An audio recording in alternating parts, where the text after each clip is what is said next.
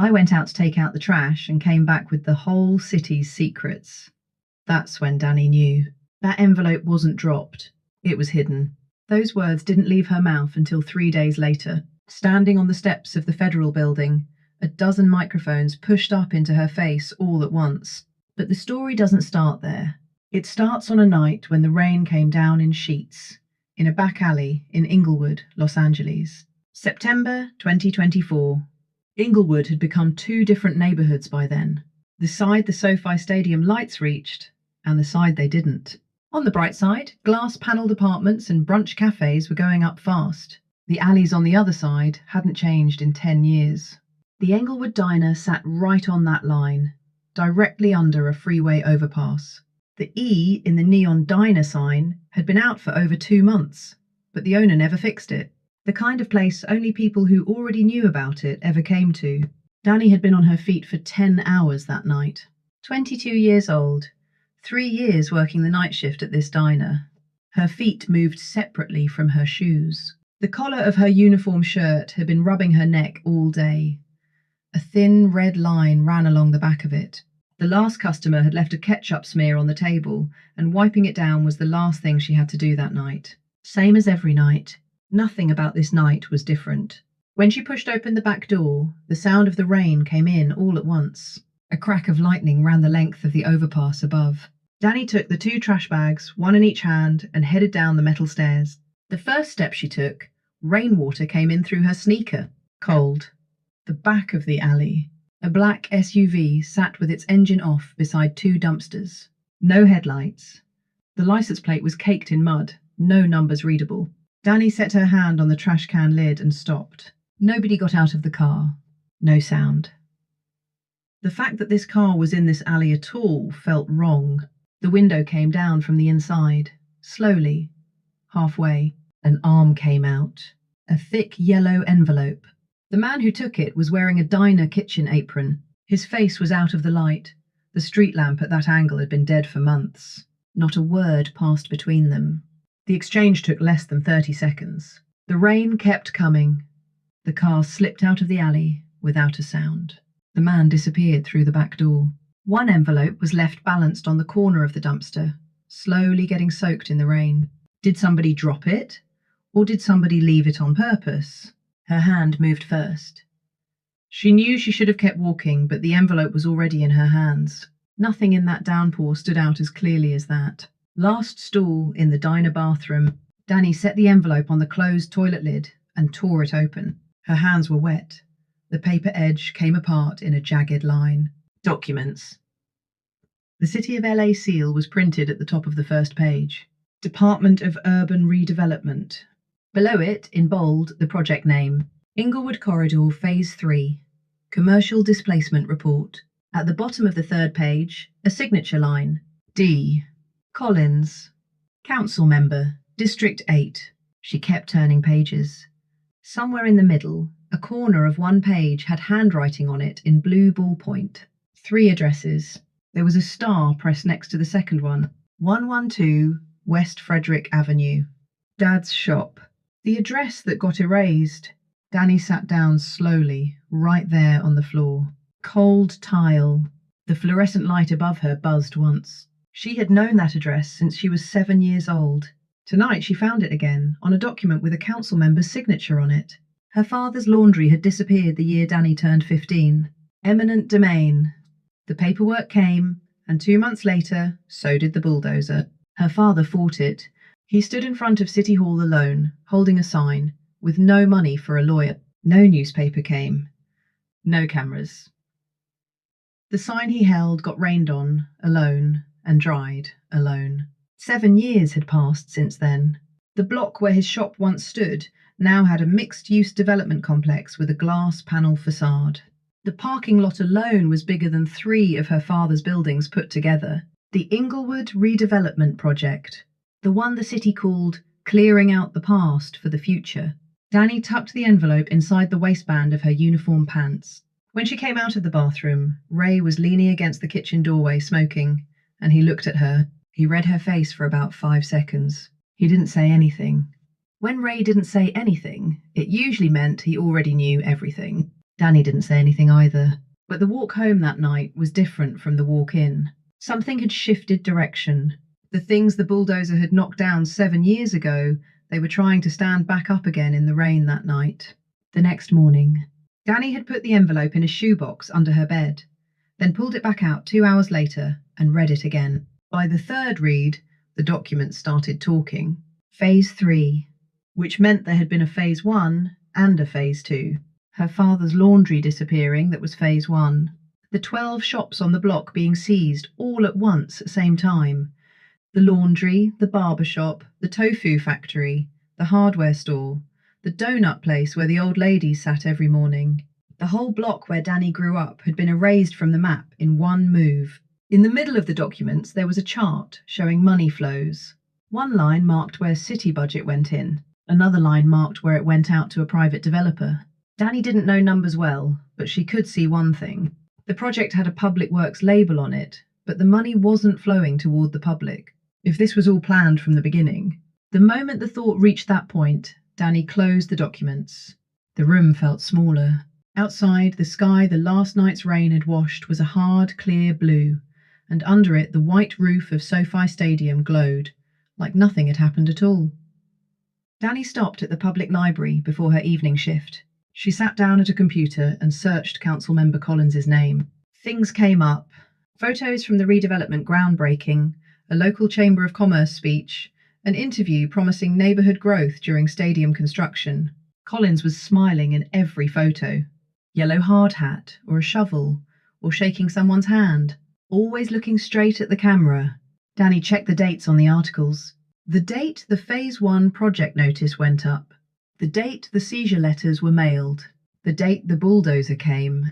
The gaps between those 3 dates were strangely short. The public comment period was 10 days shorter than the legal minimum. That wasn't in any article. It was a number that came up when Danny pulled an old seizure notice from her father's drawer and counted the days herself. Did Dad know about this? Danny stayed in her seat until the library closed. She didn't get up until she heard the librarian starting to turn the lights off. She tucked 8 printed pages in between the documents in the envelope, and as she did, she thought, this story has a beginning. And nobody had written it down yet.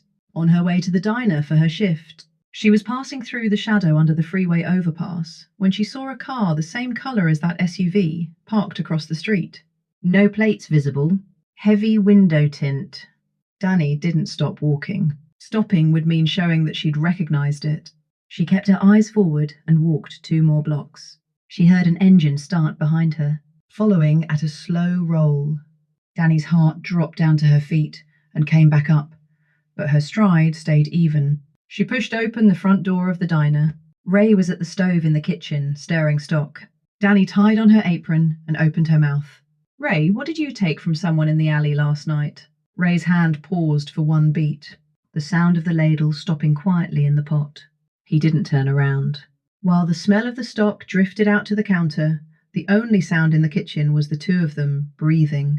Where'd you see that? Not a question. A confirmation. I was taking out the trash. Ray turned toward her then. There was no fear in his face. If anything, it was the expression of someone who had been waiting a long time and had finally heard the clock hit the hour. The kind of face only a man who had spent 60 years in this neighbourhood could wear. Not worn out, not giving up. I've got 2 more. Had them for 7 years. Danny grabbed the counter stool. Her hand tightened. Why did you just leave them there all this time? Can't do anything alone. I'm old. There was nothing left in this neighbourhood. And it wasn't time yet. Is it time now? Ray looked at her for a moment. He'd known this face since she was little. The kid who used to walk past the laundry holding her father's hand. Now she was holding down the night shift at this diner by herself. Ray reached into his apron pocket and took out a key. Back of the kitchen storage. Shelf at the very back. There's a container with red tape on it. Danny took the key. Small, worn down. She hadn't expected 7 years of weight to fit in something like this. Through the window, she could see that black car making one more slow pass under the overpass. Danny pushed the key deep into the inside pocket of her uniform. After she wiped down the counter tonight, the real work would begin. All the way at the back of the storage shelf. Inside an old cookie tin with red tape on the lid, 2 document envelopes were folded in half. Danny held a flashlight in her teeth and pulled them out. The first envelope was thick. The second was thin, but it had a USB drive inside. She unfolded the documents. The date on the first page was 7 years ago, well before the envelope she'd found. The contents were different. If her envelope showed where the money went, Ray's envelope showed who the people were. The name of the private developer's CEO, the name of the City Hall contact, the name of the person who connected them in the middle, lines drawn between all the names. Collins's name was where all those lines met. This all came from one person. She heard Ray's footsteps outside the storage room. Danny refolded the documents, put them back in the tin, and locked the door. Ray pushed his head through the gap. You see it all? What's on the USB? Better if you look yourself. I never opened it. Ray's eyes went briefly to the window. The street in front of the diner. No black car. But absent didn't mean gone. 2 days later, 2 o'clock in the afternoon after the lunch rush, when the floor had cleared out, 2 men in suits walked in. Suits didn't come to the diner. There was no reason to be wearing a suit in this neighborhood. The men sat in a corner booth and picked up menus, but their eyes weren't on the menus. When Danny set down the water glasses, one of the men spoke. Councilmember Collins will be meeting with local small business owners next Thursday at City Hall. If you have anything you'd like to bring up, we can get you registered. Smiling face. Eyes that weren't. That's kind of you, but I'm just someone who works here. The man left a business card next to the water glass and walked out. Danny flipped it over. Collins's office senior aide. She slipped it into her apron pocket and thought they moved first, which meant they knew she knew something. And right now they were still in the persuasion stage. I know what comes after persuasion. Thursday of that week. 5 in the afternoon, 3 hours before her shift. Mr. Kwan called Danny from behind the counter. A small office. 2 folding chairs and a pile of paperwork that was the whole room. Danny, I have to say something hard today. There was regret on Mr. Kwan's face. Behind the regret, something else. Danny recognized it as fear. We're cutting the night shift starting this month. Your position's gone. Can you come in through next week? They fired me to shut me up. Just like that. I know it's sudden. I'm sorry. Mr. Kwan couldn't hold eye contact. This was 3 days after the suited men came in. Danny didn't ask more questions. There was nothing Mr. Kwan could have answered. He was already a man who had received his answer. Okay. Danny took off her apron and set it on the chair. She'd worn it for 3 years. 2 stains on it. A repaired tear on the right strap where it had snapped once and been sewn back. It took her 2 seconds to put it down. She pushed open the back door and came out into the alley. The same spot as the rainy night 2 months ago. Danny stood under the overpass for a moment and didn't move. Cars passed on the freeway overhead. Wind came from the direction of the stadium. No light reached this side of the alley. Danny pressed her hand against the envelope in her pocket. Still there. Dad must have stood in this same alley when he was out there alone with that sign. The moment that thought arrived, something was decided. Not that the fear had gone. It was that a place to go had appeared, somewhere that came before the fear. Danny turned herself around in that alley. Her feet pointed somewhere outside the diner for the first time. In this story, the first time Danny was pushed out was when she was 15, and her father's laundry disappeared.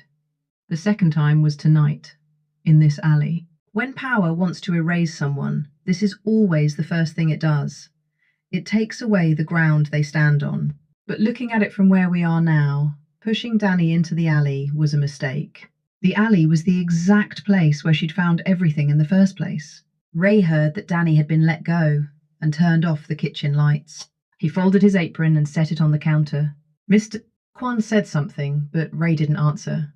A man who had spent 60 years working in this neighborhood didn't need more words than that to leave. The 2 of them sat at Ray's kitchen table. The documents from the storage tin and Danny's envelope spread across the table. The USB went into Ray's old laptop. It loaded slowly. They didn't say anything while they waited for the screen. A file opened. Video. Grainy footage. The angle of a parking lot security camera. The date in the corner was 3 days before the seizure letters were mailed 7 years ago. 2 cars in the frame. One had a City Hall fleet vehicle plate. One had no plate at all. Two men stood at the trunk, exchanging a document envelope. Their faces were blurred. But the badge on the lapel of one man's coat was not. A council member's badge. Ray put his finger on the screen. How many people can put on a badge like that? They sat there for 3 hours that night. Documents, video, and the printed articles Danny had brought from the library, laid out in order by date. The table was too small, so paper covered the floor too. Ray got out his reading glasses. Danny wrote dates down on a notepad. A picture formed. A private developer wanted the Englewood land, and Collins used city money to clear it. The public comment period was 10 days shorter than legally required, and the notice went up only on the city website, not in the local paper. Nobody in the laundry, the barber shop, or the donut shop ever saw it. I was looking for the public notice back then, and that envelope just showed up.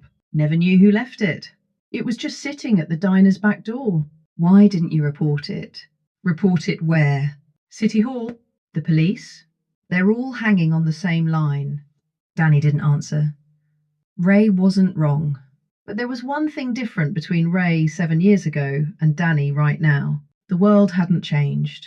What had appeared was a smartphone with a voice recorder, a social media account, and most importantly, one 22-year-old with nothing left to lose. Danny took out the business card from Collins's aide. She set it on the table and looked at it for a long moment. I'm going to City Hall on Thursday. By yourself? Nobody looks at me, Ray. Night shift waitress at a diner. That was my weapon. Ray studied her for a long time. Her father had worn this same look once. Not the look of someone who expected to lose. Not the look of someone who would stand there anyway, knowing they'd lose. The look of someone who had already found the way to win and was just catching their breath at the starting line. I'm going with you. You stay here.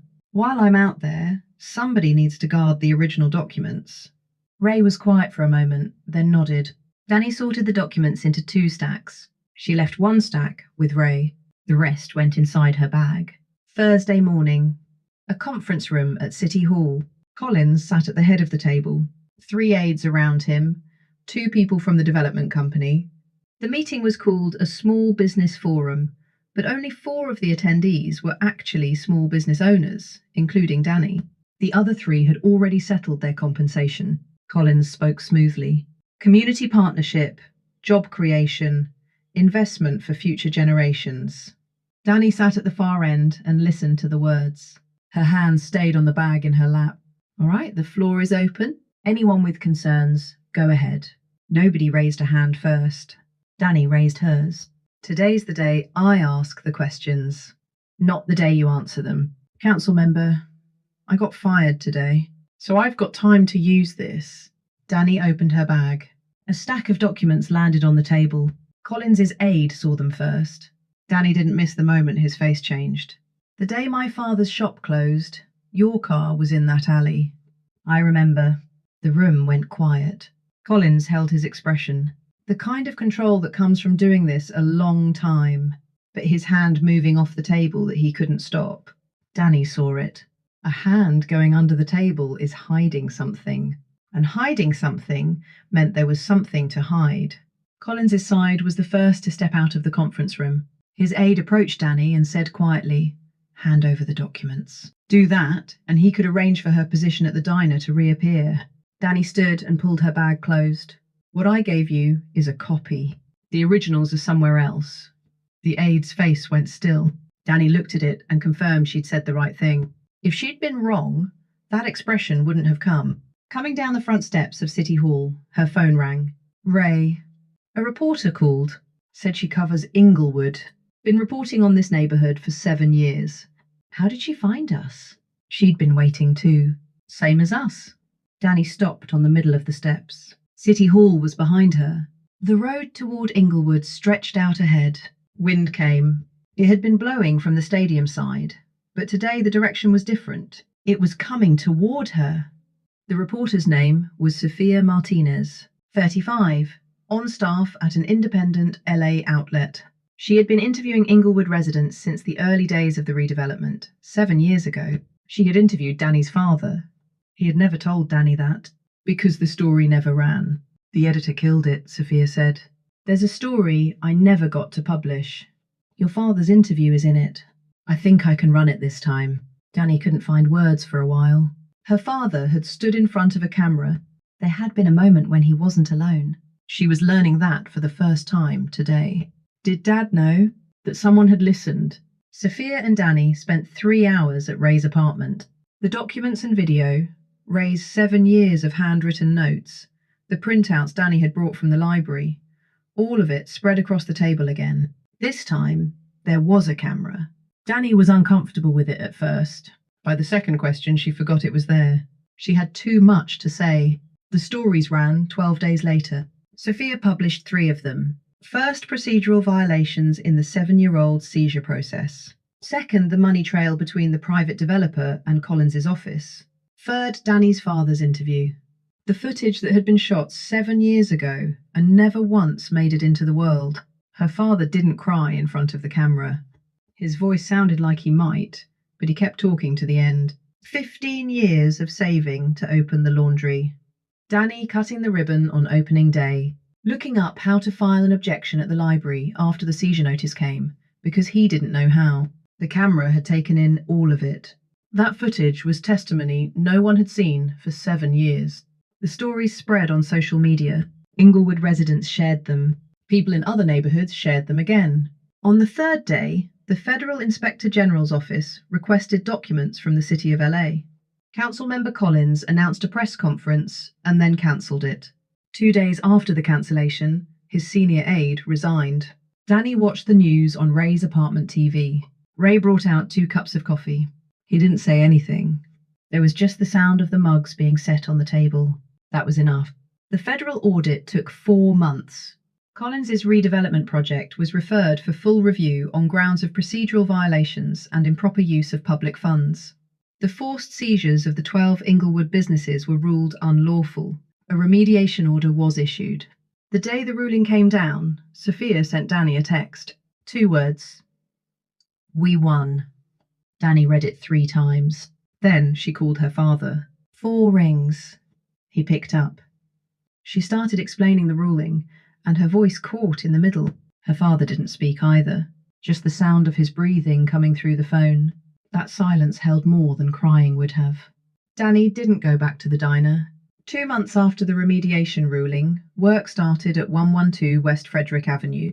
A small job, repainting the exterior walls and putting up a new sign. Danny held the roller herself. Her father stood at the bottom of the ladder and held the paint can. The sign carried back the name her father had first hung there 15 years ago. Next to the letters, they engraved 2 opening years, the first one and the second one. Ray came by and stood there looking at the sign for a while. Then he said something short. That's good. 3 words. Danny knew that from Ray. 3 words was everything. Cars passed on the freeway overhead. Low clouds hung over the stadium side of the sky. But on this side of West Frederick Avenue, sunlight was coming through. The new sign stood in that light, and Danny stood below it, paint roller in hand, feeling for the first time that this alley belonged to her. When this spot had been erased, she was 15. Today she was 22.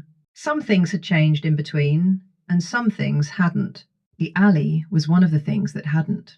The night Danny picked up that envelope, she was the night shift waitress who'd gone out to take out the trash. 4 months later, she was standing on the steps of the federal building. What had changed between those 2 scenes wasn't Danny. It was the world finally starting to look at her. This alley had known for a long time what it means for invisibility to become a weapon.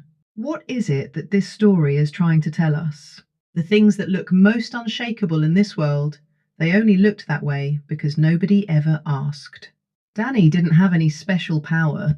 What she had was memory and time, and the kind of quiet steadiness that grows in a person when there's nothing left to lose. If the first thing power does when it wants to erase someone is push them somewhere no one can see, then maybe it makes sense that the person who has survived longest in that invisible place is the one who ends up standing where everyone can finally see her. Ray waiting 7 years, Sophia keeping a story in a drawer waiting for the right moment. All of it was for the day when people who remembered the same alley would find each other in it. There are fights in this world that look like you're losing them alone. But if even one more person remembers the same alley, that fight isn't over yet. The person no one was watching turned out to be the one who moved the world. This story is a work of fiction.